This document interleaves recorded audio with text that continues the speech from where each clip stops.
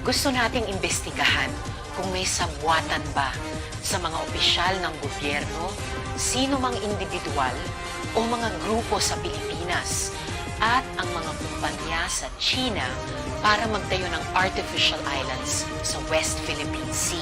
Bakit hindi alam ng executive na yung mga kumpanyang ito pala ay involved din sa paninira at pag-aangkin ng ating mga teritoryo?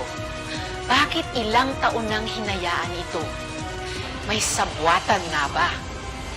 Yan ang gusto nating maimbestigahan at maitigil. Kung may mga kailangang managot sa Pilipinas sa pagpapabayang ito, dapat silang managot. At higit pa, kailangan magbayad ang China ng mahigit 33 billion pesos worth of annual damage na ginawa nito sa ating karagatan at likas yaman. Atin ang Pinas. Let's be vigilant. Huwag nating hayaang mawala ang ating mga isla at ang ating soberanya. Ipaglaban natin ang ating karapatan sa West Philippine Sea.